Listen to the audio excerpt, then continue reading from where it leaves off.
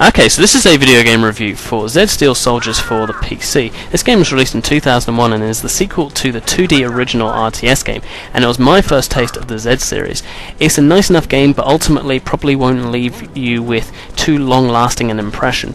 Let's talk about the story to begin with, and here's where I usually decapitate games, as I don't commit to memory all the various faction names or characters and things like that. What I can tell you very, very simply is Reds versus Blues, and they've been fighting this war for some time, and a recent peace has just been put in place. Captain Zod, the main character, and his robot underlings accidentally disturbed this peace, only to find something suspicious going on behind the scenes. The story would be fine if it felt just more connected to the missions, which just seem to change ever so slightly as you progress through the game, and not quickly enough to keep the story interesting. The story for sure is the game's weakest point, I would say, and while the cutscenes give a bit of character to the game, there's just nowhere near enough of them to keep it interesting. Zed Steel Soldiers doesn't play like your average RTS game. Instead of mining resources, you get money based on how many territories you control, and there's a cap to your allowance, which has the beneficial consequence of encouraging the player to keep spending his or her money throughout the mission. Each mission usually starts with you, the player, on a frantic rush to collect as many territories as you can in the first few minutes, and then hold them by placing defensive structures to hold the line. However, borders are no means impenetrable, and the maps are usually wide enough that you can flank an enemy position or kind of go around them, just take a different angle on things, and later on in the game the use of air and sea units to capture remote islands and, as I said, flank your enemy from different sides is quite useful. This is an interesting take on the real-time strategy genre, and it's probably the best feature about Zed Steel Soldiers. On the other hand, it's even though it's very refreshing, it can actually get a bit stale, if that makes sense. When you come back to it after a while, it's completely different to a lot of other RTSs, but in fact its own the way it plays actually can become a bit cumbersome and boring after a while, especially with the really, really long single-player campaign. Now, let's look at the graphics.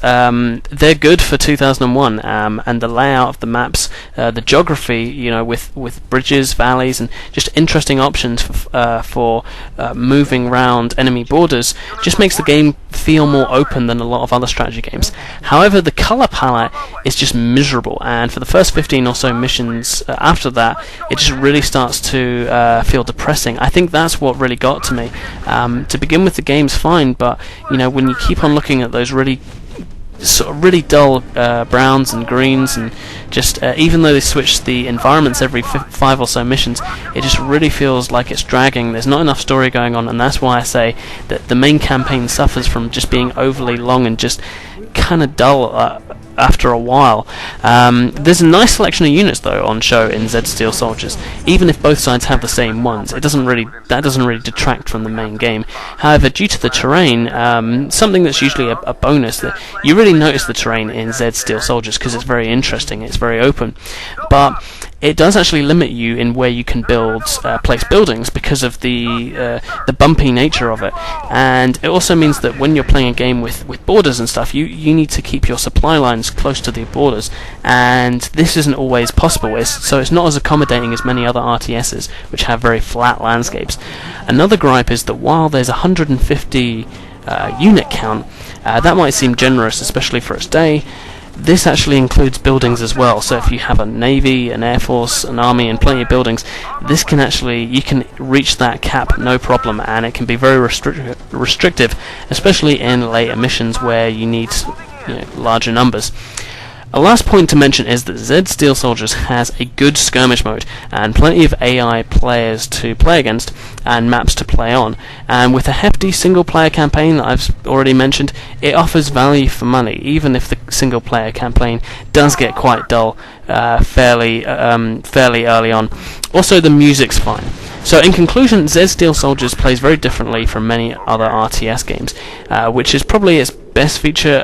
It's very refreshing, it's slower, more methodical, and has plenty of charm for its gameplay. Unfortunately, the story really does drag after a while, and with just a bit more vibrant colour, some more cutscenes, just general TLC, they could have made it quite a bit better.